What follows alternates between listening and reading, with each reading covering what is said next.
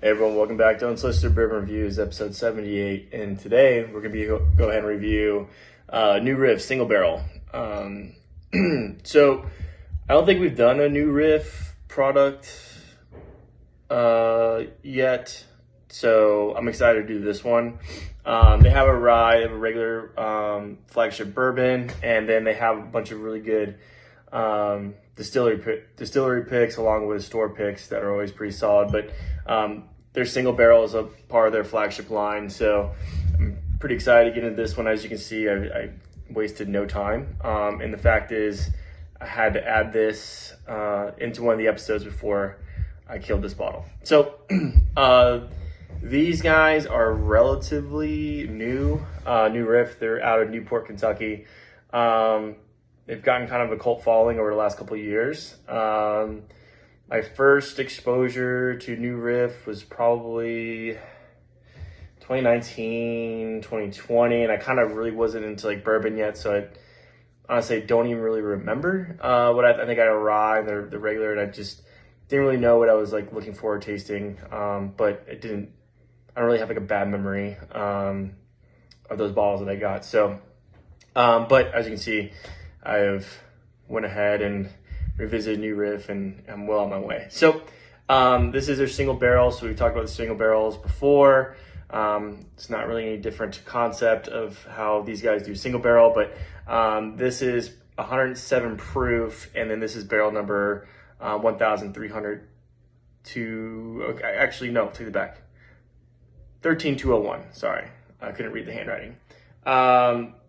So yeah, let's go ahead and talk about it. So this is at least aged 4 years, so they don't give it age, like a specific age. So we know it's at least 4. I would assume it's probably the 4 and 5 year bracket for this. But what is cool is that these are all high rye, so they're at least 30% rye. And again, I don't really lean too heavy into ryes or things that are high rye, but you know, I don't really want to give it away. But as you can see, I've had no issue with this particular high rye. So go ahead, give it a pour, and their bottles are pretty cool too. And their distillery is awesome, which I haven't had a chance to go to the distillery, but I had a buddy of mine go pretty recently. Got a ton of awesome distillery picks, and they're all pretty affordable. We'll obviously get to a price point here in a couple minutes. So go ahead and get that nose. So you do get just a little bit like an ethanol on there. It's not crazy. And so it does smell a little bit young on this one. So this is definitely, I would probably hedge my bet this is closer to a 4 year on the dot, as opposed to something a little bit older, just based on, you know, the ethanol kind of jumping out. And it's only 107 proof. So, you know, we've done ones before to where we had high proof and you don't really get that ethanol taste, but you do get that nice oak char on this, and it's pretty prevalent on the nose. And you get some baking spice, some cinnamon, and you get your typical rye notes, caramel, vanilla, a little bit. It's kind of faint. It's kind of, you definitely, that rye is kind of taking over on the nose with those spices. But again, it's nothing that's gonna blow your face off. So go ahead, give it a sip.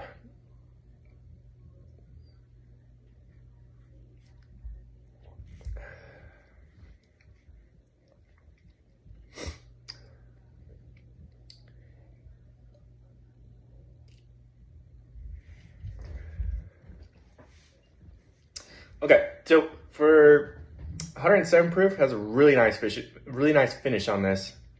You do on the front palate, you get that rye spice, which you talked about, the high rye, cinnamon, clove, and it kind of mellows out into like this. In my opinion, it's kind of more of a marshmallow caramel.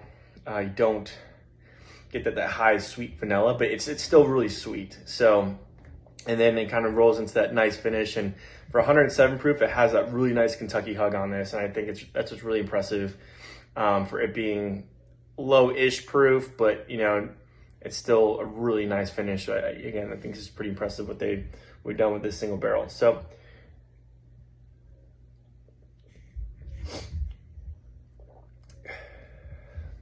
very smooth, very drinkable.